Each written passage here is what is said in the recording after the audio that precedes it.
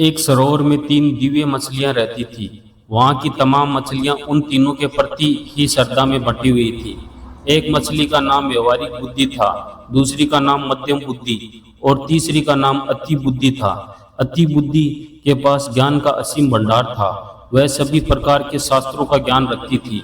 मध्यम बुद्धि को उतनी ही दूर तक सोचने की आदत थी जिससे उसका वास्ता पड़ता था। वह सोचती कम थी, परंपरागत ढंग से अपना काम किया करती थी। व्यवहारिक बुद्धि न परंपरा पर ध्यान देती थी और न ही शास्त्र पर। उसे जब जैसी आवश्यकता होती थी निर्णय लिया करती थी और आवश्यकता न पड़ने पर किसी शास्त्र के पन्ने तक नहीं उल्टती थी। एक दिन कुछ मछुआरे सरोवर के तट पर आए और मछलियों की बहुतायत देखकर बातें करने लग गए कि यहाँ काफी मछलियां हैं, सुबह आकर हम इसमें जाल डालेंगे। उनकी बातें मछलियों ने सुनी। व्यवहारिक बुद्धि ने कहा, हमें फौरन यह तालाब छोड़ देना चाहिए। पतले सोतों का मार्ग पकड़कर उधर जंगली घास से ढके हुए जंगली सरोवर में चले जाना चाहिए। मध्यम बुद्धि ने कहा, प्राचीन काल से हमारे पूर्वज ठंड के दिनों में ही वहां जाते हैं और अभी तो वो मौसम ही नहीं आया है। हम हमारे वर्षों से चली आ रही इस परंपरा को नहीं तोड़ सकते। मछुआरों का खतरा हो या न हो, हमें इस परंपरा का ध्यान रखना है। अति बुद्धि ने गर्व से हंसते हुए कहा, तुम लोग अज्ञानी हो, तुम्हें शास्त्रों का ज्ञान नहीं है। जो बादल गरजते हैं वे बरसते नहीं हैं। फिर हम लोग 1000 तरीकों से तैरना जानते हैं। पानी के तल में जाकर बैठने की सामर्थ्यता है। हमारे पूंछ में इतनी शक्ति है कि हम जालों को फाड़ सकती हैं।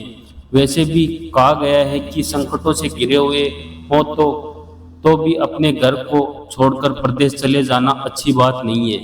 अव्वल तो वे मछुआरे आएंगे ही नहीं, आएंगे तो हम तैर कर नीचे बैठ जाएगी, उनके जाल में आएंगे ही नहीं। एक दो फंस भी गई तो पूंछ से जाल फाड़ कर निकल जाएंगे। भाई, शास्त्रों और ज्ञानियों के वचनों के विरुद्ध मैं तो नहीं जाऊंगी।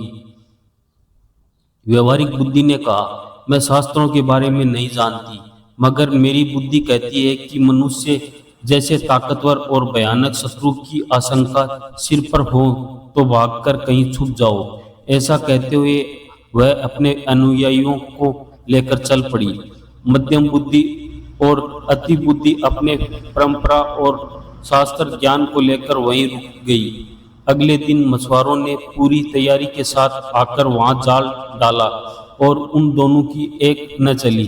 जब मछुआरे उनके विशाल शरीर को टांग रहे थे तब व्यवहारिक बुद्धि ने गहरी सांस लेकर कहा, इनके शास्त्र ज्ञान ने ही धोखा दिया।